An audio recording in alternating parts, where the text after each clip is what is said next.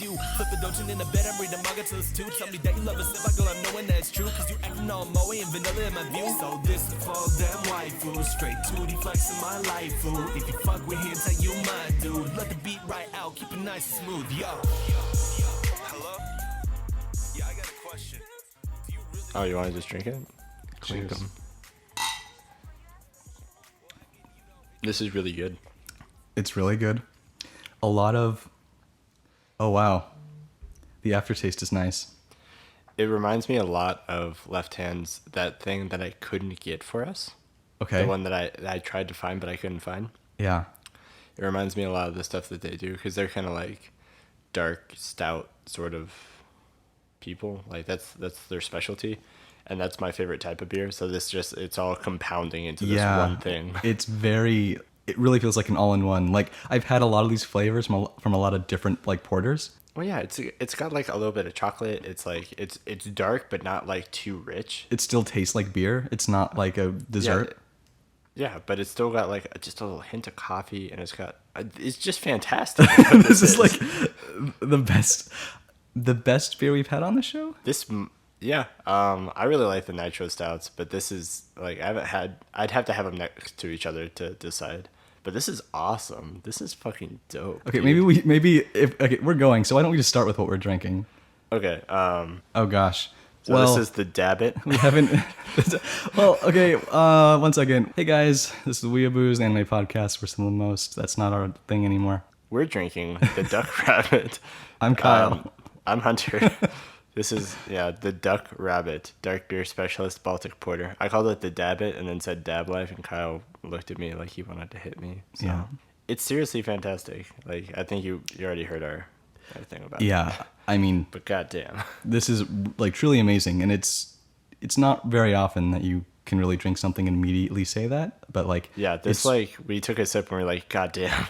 it's just really complex, but still easy to take in, I guess. Yeah. Yeah, that's fantastic. Okay. Well, all right. Let's get more of that. So, I don't really have a good segue. Let's just jump right into the topic. Right in. Which is criticism. Criticism. So, because the purpose of this podcast is to talk about anime, I think it's important to distinguish how we talk about anime. Criticism exists to validate and express our love for anime. If we like something, we talk about it. Criticism is not, or at least should not be, hateful. I'm not saying you can't have a negative opinion. I'm saying you should not have a negative outlook on things. Criticism should be used to encourage or discourage the way something is progressing or has progressed. Criticism focuses on what something is, not to be confused with reviews, which focus on how something is. However, an unfortunate quality associated with criticism, particularly seen in the world of anime, is elitism. And I think elitism fuels this hateful criticism, yet I can guarantee that at one point in our lives we have entered an elitist mentality or expressed elitism in some way. Oh, for sure. So rather than asking what makes people act this way, I'd actually like to start by putting ourselves in the elitist shoes and ask, what has made us ever act or want to act in that sort of toxic way? Dude, League of Legends. Straight up, like, easy answer, right? The thing that has made me the most elitist was definitely playing League. Because, like, I played a couple seasons. I started the game a little bit earlier before it got, like, really, really popular. Okay. I started in early season 2. Anyone that plays would know what that means. But I thought I was hot shit because I got into Diamond League in like season 4. So I was like, I was the tits, right? Like other people were beneath me. I didn't want to like, this is how bad it got. I didn't want to play with certain friends because they were bad. Oh no. And then I would lose games playing with my bad friend. Like that's the word that takes literally all the fun out of League of Legends. And that's why I quit the game. I hate to interrupt, but I think we have to take a drink. That's definitely a drink. What is this? I don't fucking It kind of care. looks like Junibyo. It's not. Anyways. That bikini top does not fit her properly. Good. So, like, just to be specific in regards to anime, I'm mostly referring to videos or articles that are deliberately negative, like 5 reasons why Non Biyori is the worst anime ever. Like, Or if Kyle wrote an article about Sword Art Online. no, okay. That's complicated. I have a complicated outlook on sword art, and we're not going to go there right now. But sometimes I think one of the reasons I may feel elitist is because I felt betrayed by a show. Like, I went out of my way to invest time into watching something, and it betrayed my personal expectations. And because of this, I want to lash out against it and make sure no one else has to suffer like I did. What is your definition of elitism, just real quick? Because that didn't sound like elitism. Well, it's not. I'm saying criticism specifically. Yeah, that's criticism. Because I thought elitism was more like, oh, I know more. I am the elite, hence the name, and therefore my opinion matters more than other people. I'm not saying they're the same thing. I'm saying they're highly related, and I feel like hateful criticism leads to elitism. Sure. So, another assumption as to why someone would act like hypercritical is because they're experiencing the anime isn't as good as it used to be mindset. And I've been there. We've all been there. And there might be some truth to that statement, but rather than saying anime isn't as good as it used to be, I think it would be more accurate to say modern anime doesn't suit my taste. Anime is a quiet hobby. Like, most people don't talk about it on a day-to-day basis. So when we do talk about it, we need to be careful with our words and phrasing in order to avoid misinterpretation. I think you kind of get into the nostalgia trip thing, just like every other medium. You say that, like, music was better in the 70s. Led Zeppelin kicks every modern rock band's ass or whatever. But it's just like, I think that's the born in the wrong generation. Or even if you did grow up in the generation of, like, I guess you'd have to be, like 30 or 40. But if you're like 90s was like the golden age of anime or something, or the 80s or whatever, and you live through that and you think it's better then I think you can have a valid point. You could say that modern anime doesn't suit my taste. But to say that all anime that's come out past 2000 is like trash is just like horribly ignorant. Like Mob Psycho was one of the best things that came out that I've seen in a long time, and that was like less than a year ago. It was last season. Yeah, that was fantastic. And then One Punch Man was absolutely incredible, and that was like 2013 or 2014. Yeah. So it's like and ignorance is normally a word that's kind of connotated poorly. Like, if you're ignorant, that's a bad thing. But really, it just means you don't know about it. Like, it's not bad to be ignorant. Coming across someone who is ignorant, I have something that clicks inside me and wants to educate them for lack of a better term. For back of a letter word? Lack of a better term. And that always comes off as very elitist. And it's just not... Well, I think that there's a certain way. Like, maybe when you're talking about media, saying, like, trying to correct ignorance is looked at as elitist, but, like, there are other things that you can correct for ignorance that wouldn't necessarily be elitist to do so. Sure. Like, the thing that comes to my mind, like, if you see somebody doing something that, like, let's say you work in construction and you see somebody, like, doing something, like, totally fucking wrong. You're like, dude, stop. You're gonna, like, cut your head off. Right. Right? Like, that I think is fine. But when you're talking about media, since it's such an opinionated topic, I think that it can come off as, like, a holier than thou. I know I've seen whatever billion anime, and I know better than you. You're ignorant, and I'm going to be the, like, your mentor, the Sensei. Messiah coming to correct you of your sins or Right. something, right? Yeah, and I think we're getting into the next point, which is, what is the problem with elitism and hateful criticism, and why is it so widespread within the anime community specifically? Well, it totally turns people off of it. Like, that's why it's bad. Like, Yeah. if you're just getting into anime, if you just, you saw Naruto on Toonami, like, whatever, and then you start talking about it, and someone's like, Naruto sucks. You need to fucking watch Steins Gate, like, right now. Like, that would totally turn me off the medium. I'd be like, is this how everybody acts? Yeah, totally. Like, it's extremely easy to tease, pick apart, and make fun of something. It requires absolutely no effort. And sadly, due to the nature of the internet, this hateful criticism is often interpreted as fact. I've said this before, but no one hates on anime more than those who have watched the most anime.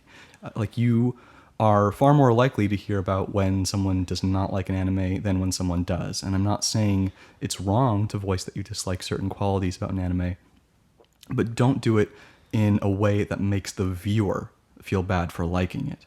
There are plenty of people who are well spoken and have the talent to creatively articulate their thoughts, but that does not make them right. Hating something that most people like does not mean you have better taste. Everyone has the ability to voice their opinion on the internet, and because of this, your voice is less likely to be heard unless you focus on extremes, like the worst anime, the best, the most shocking, unbelievable. Like, I don't see a potential in hateful criticism. If something is truly bad, just let it die peacefully. There's no need to belittle it, especially if someone out there likes it. Right. I think the point you're trying to make is you can not like something, and you can go and tell the world that you don't like something, but you can't go so far as to attack people that do enjoy the medium. So you said that anime fans are the biggest critics. What do you think brings that about? Like, what is different about the anime community than, say, movies, TV, video games, whatever? Like, what makes people specifically that watch anime lash out about the medium seemingly more than others? I think I briefly mentioned it, but it's due to the fact that anime has always kind of felt, it's changing now, but anime has always kind of felt like an exclusive club. It, compared to TV or movies or anything, it has a much smaller crowd. Because it's so secretive to a certain extent, people really don't know how to communicate about it, especially in person. On the internet, we can, say whatever we want, but when you come face to face, you still kind of have that stuck up internet facade.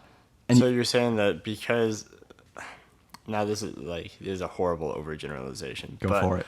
Because there's the typical stereotype of anime watchers being not necessarily a certain body type. There's obviously a body type that some people will associate with it, but the fact that they're personality wise extra introverted or really socially awkward or unable to speak well in or act well in social situations. And oddly enough, places like Reddit or 4chan are almost safe spaces for this kind of behavior, because to a certain degree they can talk about it amongst each other and laugh about this and that, right? Yeah. They can make a joke at their own expense about this horrible socially awkward situation they were in, and everyone will totally agree with it. But you think that since those are the type of people that are really into anime, you think that when people actually interact, they just not because of what they like, but just because the thing they like attracts that kind of person. They're just socially awkward people. Yeah. It's a really convoluted, complicated way to say it, but no, but yes, I agree. Which sort of brings me to my last point, or my last question, which is there any purpose in negative criticism, and how can we advocate positive criticism? I've actually well, I think I'll let you finish. I was just gonna say, I've actually seen sort of a shift. I think people in the anime community are becoming a lot more diverse, and we are accepting positivity a lot more than we were negativity, but negativity will always attract that attention. But I think that that's just an issue with reviews or criticisms or talking about stuff online. There's a couple places that this doesn't happen, but generally if you're looking up reviews or you have a survey or something, the only reason you're going to take the survey, when people say I want feedback and they want both types of feedback, normally people only give negative feedback, because if you don't hear anything from anyone, everything was all good. Supposedly. If you're a restaurant and you only get feedback from 5% of your customers, and of that 5%, half or way more than half of it is negative, the other 95% of people that just don't bother taking your survey probably had a totally fine time. And I think that's, when you're reviewing something, you kind of look to the negative more. You want to give feedback to what you think could have been better, as opposed to just when you're talking amongst your friends, you just talk about, oh, that part was so badass or something, right? Yeah. And I think that the internet anonymity kind of cloud, Yes, really plays up to people's egos. Definitely. I mean, like I said, I don't see a purpose in elitism or negativity in regards to anime. The removal of ignorance is a good thing. Advocating thought about why something is good or bad is important, and knowing why you enjoy something is fun. It can be fun.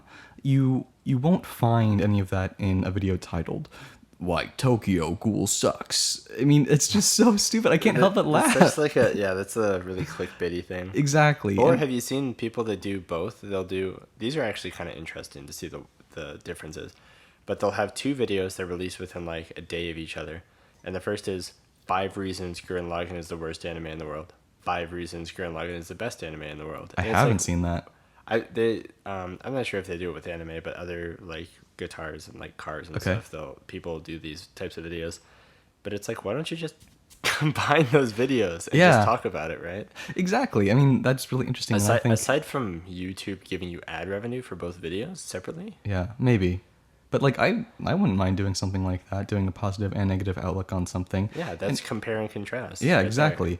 And it really gets to the point of what I'm trying to say, which is like, don't encourage or engage in those negative types of videos. Like, anime fans are passionate people. We live for anime. For most of us, it's our only hobby. So I understand that when someone is hating on your waifu or something, it's tough. But genuine criticism among a group of people is simply called a discussion. Like, that's one of the main reasons I ask for opinions and questions from you guys. Nothing I have to say is inherently right or wrong. What matters is what we discuss as a community. If you have anything to take away from this, I think you should let it be. I mean, first of all, don't be a dick about your own hobby, but more importantly, critique an anime for what it is. Don't hate Makenki because it lacks symbolism or complex themes. Don't hate Evangelion because it's not moe. Like, there are thousands of anime out there, and there are an infinite amount of reasons to like or dislike something. So when you choose to voice your opinion, be sure that you voice it in a way that makes the community a better place. I like how this totally turned into like Kyle's PSA. It is. I mean, okay, honestly, I think it's similar to our average, like the most average anime episode that we did. The like, most average. That was a PSA essentially about the word average. I want people to understand that average doesn't mean bad. Making the world a better place, one podcast at a time. I'm trying my best. So I just want people to understand that, like, don't hate what you love. I mean, don't engage in those negative videos and just enjoy it. Let's move on to questions, unless you have anything else to say. No, you kind of hyped up the questions for tonight, so I'm excited. Well, we got really good feedback, I think. Okay. We got a question from Pensive Loki. They say, I decided to start listening in this past week and caught up in 3 days. Binge consumer. Really great stuff, guys. I know, that's crazy. I think you're our first, at the very least, you're the first person who admitted to binge listening to us, which is really cool. That's super dope. Really great stuff, guys. You've been doing an excellent job of covering many different viewpoints of topics and outside of forums. That's a rarity. A turnoff when deciding to listen previously was the name of the podcast. I assumed it to be equal parts anime and booze talk, which isn't really my scene. On that topic, when do you drink? Are you social drinkers like me? Drinks to relax? Only at parties? Etc. P.S. I especially enjoyed the discussions on favorites versus good anime. Understanding the difference kills so much animosity between fans. I'd like to listen to an episode that may be a Kyle solo, where he lists some of his favorite openings and endings of all time. The Death Parade opening, Flyers, is my absolute favorite, especially because of the contrast between the show's themes and the joy in the song. I completely agree with that. Sorry for rambling in your asks. I've been holding any comments or questions till I listen to it all. So first of all, thank you so much. That's so fucking dope. Like, that is awesome. Dedication. I know, that makes us so happy. And maybe I will do a top 5 or whatever openings and endings. I would need to put some thought into that, but do you mind? Like, without even thinking, it's the best opening is Go for it. Full Metal Alchemist. So it has like literally all 5 of Full Metal Alchemist Brotherhood. All 5 openings and endings are good, but the very first one, Yui, again, is fucking amazing. I absolutely like. I love the scenery. I love the song, how it goes from really slow to like this, like almost like Jap rap kind of thing. This like hard rock. Oh, it's so good. I think that's fantastic too. I have to think a lot harder about, like a top 5 list. Those are hard for me. So Yeah, but let's you answer. don't like those numbers. No, they kind of freak me out. But let's answer the main question, which is, what kind of drinkers are we? Okay, so what he mentioned, I say I am all of the above. So I'll drink to relax, like try to be all fancy and drink my scotch while reading a book. Nice. I can picture it now. Like that, I say that drinking to relax is drinking alone, and I'll never get drunk alone, but I'll have a drink just to like, you know, after whatever day of work or something, right? Just kind of chill out. We're definitely social drinkers, so we'll drink with friends. We'll go to like, there's a local place called Santan Brewery that we'll go like get food and beers at or something, or we'll go. We went to a wine bar one time. We did do that. That was fun. You know, we'll do social drinking things, but actually parties are probably the place you'll least likely to find us. Like, we'll drink at parties, sure, but we're just not like, that's not really our vibe. Exactly. We don't really vibe with that kind of like 50 plus kind of person crowd. Like, I think for me, I think a 10 to 15 person kind of like a good close friends hangout is optimal, and I can do up to like 30 or 40. But I think when it gets like 50 people, 100 people or whatever, it's just like, it's too much. I agree completely. I mean, you spoke for both of us. I consider myself to be a weekend drinker. I only typically drink Fridays and Saturdays, and it's just kind of a lifestyle choice. And I treat alcohol as like a reward after working. I was a really good boy as a little kid, and I didn't even touch alcohol until I was 21. I mean, I had a sip of wine here and there and a little bit of champagne, but yeah, I had champagne like on New Year's Eve, but then I think at 17 or 18 I started doing like but it was, you know, like on a month to month basis. It would be like, you know, 4 times a year you do like, you all snag up some alcohol, or you call a buddy to get you some alcohol and you plan a party at someone's house or something, right? yeah, but Those were. And by party, I mean like 12 people of like close friends, right? Okay, I need to stop using that term. but because of the fact that I didn't really drink until I was older, alcohol is still very new and exciting to me. So I really, like I said before, I like trying new things. And I think I've talked to you about this a little bit, Hunter, but alcohol is just sort of if you like to label it a drug, it's kind of the drug for me. I mean, contrary to the fact that I have a podcast, I'm a very quiet person in my day-to-day life, and like alcohol just really helps me formulate my thoughts. I mean, get the words out. I tend to overthink my own thoughts. Liquid courage. So that helps as well. But that's about it. We also got a comment from Mint Chi saying, I had just listened to your most recent We-a-Booze podcast, and I was wondering if there's any way for listeners to join in on the discussion. It's nice to hear your discussions, but is there a place for listeners to comment on the podcast? No, not yet, but we're thinking about it. In order to do that, we would need to do live episodes. But although you might not know this, I don't want to say heavily edit the podcast, but I do edit the podcast because... Well, you just edit out all the or the I edit out the ums, the uhs, and the long breaks of silence where we actually think about our answers. Yeah, like sometimes Kyle will look at me and be like, how do you feel about that? And be like, we have to think about it. So I think maybe during those points of silence and thought, it would be good to have you guys kind of chime in. Yeah, it would break the silence. And it's not like we edit, like we keep all the like fuck ups in there, so sure. don't worry about us, like most of them.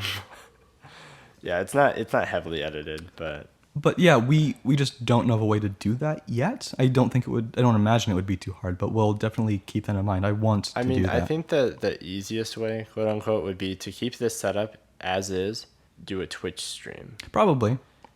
Yeah, so I know how to do, I used to do streaming of League of Legends, my fucking elitist ass League of Legends. Yeah, we'll keep that in mind. But let's talk about what we've been watching this week. So we watched the TLDR, episode of Katanagatari. TLDR, Katanagatari. The episode that kind of changes stuff. Yeah, if you haven't seen Katanagatari, you might want to stop here or skip forward because we might mention some spoilers. So. Might, definitely. Yes. So episode 7, you have kind of an interesting episode because you have Shichiga's sister come in, and that's like the villain that he fights, and eventually like pulls the heart out of or something. Yeah. He stabs through her chest with Correct. with a hand. Yeah. But what, like, I'm trying to mute my like, the suspension of belief is very necessary in when watching anime. Like, one thing that has gotten me through watching anime is that talking. So if you know about D&D, you know what this means. Talking is a free action. It doesn't cost any time, returns, whatever. Okay, talking is a free action. Correct. So if you think about that in the context of anime, all of the talking that goes on during fighting, like, you can just whatever. That's my suspension of belief for that. That being said, some of the reasoning behind what happened in this episode didn't make any bloody sense to me. I'm trying to suspend my belief here. But like, it seemed like the most convoluted way to go about it. Like, I understand that his sister's like immortal, or like the most badass fighter in the world. Well, and she is. She's too powerful for her own body. Right. And so that's she why has she's to deliberately try to imitate other fighters, because imitating these, what we conceive as strong fighters, makes her weaker. Correct, because she's that much stronger. But to me, it's like, okay, you live on an island, do some strength training, maybe. But she's sickly. Her body is just. It's a trope in anime. Like, there is the sickly character. Okay, yeah. So she's like 70 pounds maybe. She's like anorexically skinny, like really tiny girl. And then she ends up being like a total badass, and that was cool. But I think it's weird the switch from like wanting to help him to just like wanting to die, and that becoming much of a higher priority to her. I don't understand her tactics. Like, I don't understand if she wants to die and that's like her thing. Why even fuck around with so why even make herself stronger by going in, like, why she even kill this tribe for no reason? Like, I don't. Because she wanted to kind of make a way for her brother to find her. Okay. I thought it was a little convoluted. That being said, like, it was pretty cool. It was like, I'm not trying to like totally shit talk this episode. It was a good episode, and it had a lot of cool moments in it. Yes, like the big moment of Togame losing her hair. And now she's short hair, which is Kyle's fetish, apparently. I love short hair girls so much. So this bitch is just like ugly as hell to you? No, oh, she's gone. No, she's fine. Right. So there was a lot of cool moments. I like the idea of like that she would help him in a way by saying, "Oh, well, you know, this is fucked up. I'm not going to tell you the reason," but she like hinted at it enough that he figured out to fix his like move. Yeah.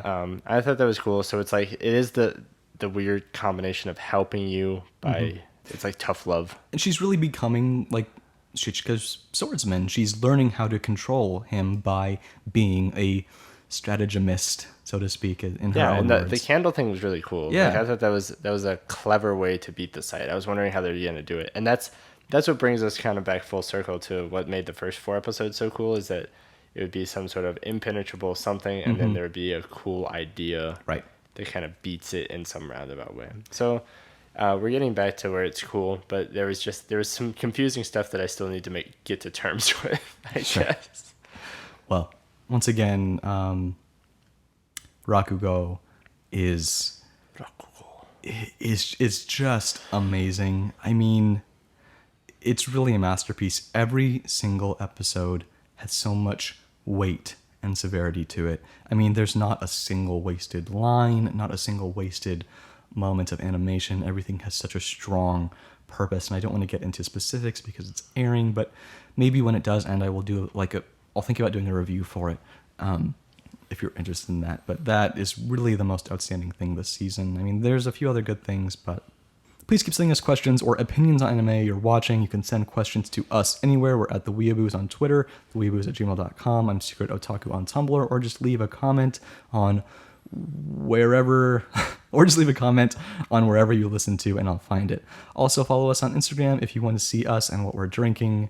We want to get the word out, so it really helps when you guys reblog the episode or share it in whatever way works best for you. And if you have the time, please give us an iTunes review. Those are extremely helpful. If you haven't already, click the subscribe or follow button on whatever platform you prefer. Numbers really help us get noticed. And with that being said, we want to thank Hentai for our intro music and Kidbo for our outro music. And like always, get Drunk. and Anime. see you guys next week. Smoking a sour off the coast of Okinawa. Feeling so high like I'm Ho-Oh in that tower. Take a flight on some shit. Got my dogs riding beside me, blazing hot. That's kamikaze, sacred fire. Don't be mad, I'm lit. Catch me smoking a sour off the coast of Okinawa. Feeling so high like I'm Ho-Oh in that tower. Take a flight on some shit. Got my dogs riding beside me, blazing hot. That's kamikaze, sacred fire. Don't be mad, I'm lit. What should we title this episode? Why we hate anime. Like all in the caps. clickbaity? Yeah. Like, anime is bad. Frowny face. Perfect. Anime is bad.